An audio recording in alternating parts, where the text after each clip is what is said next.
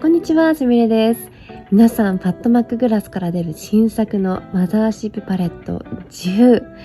こちら、どう思われましたか？私はもう購入は確定はしているんですけど、最初はね、ちょっとなんか前のパレットとみんな似てるから、今までのパレットを違った光で見てるのか、何なのかなと思ってよく見たら新作で、新作なんだと思ってびっくりしたんですけど、ただね、使いやすい印象があって、アナスタシアのソフトグラムじゃないけど、ちょっとこの使いやすい落ち着いた色味のマットとか、だけどきらめきも特別シェードもある程度結構綺麗な感じなのかなといった印象で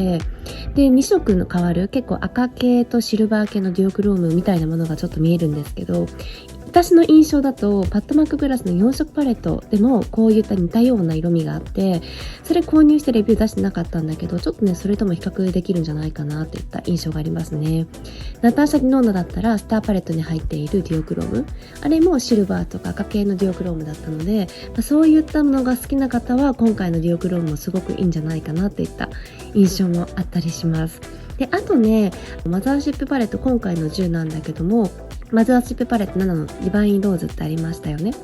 ローズ系のもの。結構どっちかっていうと、クールトーンでモーブ系のものだったりもするので、その後にもっとウォームトーンのこのディバインローズ2が出たりとかして、で、最後がこの前ヒュートピアンドリームっていうのが出たりもして、で、7、8、9ってあったと思うんですけど、その中でマザーシップパレット7に関しては全部目周りに使っていい色素で作られているんだけども、マザーシップパレット8に関しては、アメリカの日本でいう厚生労働省のようなところ、略して FDA っていうところがあるんですが、そこが目周り仕様に承認していない色素で、そういったものが1色入ってるんですね。で、マザーシップパレット9に関しても目周り仕様に適さない色素で作られたものが2色入っているので、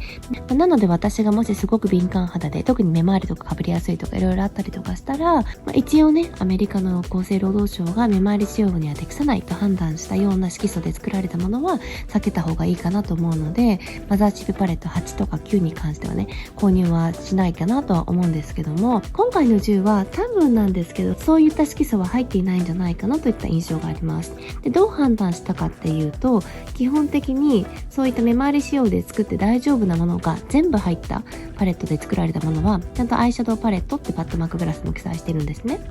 ただ、マザーシップパレット8とか9とか、目周り仕様に適さない色味が入ったものに関しては、よく見てみると、アイシャドウパレットではなくて、アーティストリーパレットってそれぞれ記載があるんです。で、今回のパレット見てみると、アイシャドウパレットって記載があるような感じに見えるので、すごく敏感肌の方だったりとかしたら、こっちの方が安心して使いやすいんじゃないかなといった印象があったりします。ただ画像でね、はっきり見えないし、箱の裏側も見えてるわけではないので、あくまでね、そんなような印象があるんですけども、こちらに関しては改めて購入してからちゃんとレビューする際に皆さんにも共有したいと思っています。今回のパレットでもすごい使いやすい色味だと思うので、今まで使いやすい色味のマザーシップパレットっていうのは、私の印象だと、マザーシップパレット2のサブライム、特別シェードにグリーンがあるものと、あとはマザーシップパレット6、ミッドナイトサン、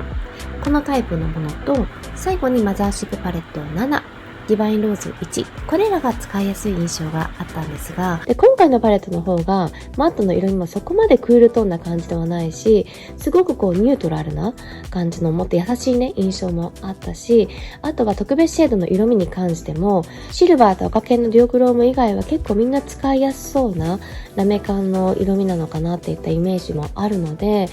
今回のパレットでパッドマックグラスちょっと買ってみようかなと思われる方もいるんじゃないかなといった印象があったりします。皆さんは今回のパレットどんな印象を持たれましたか？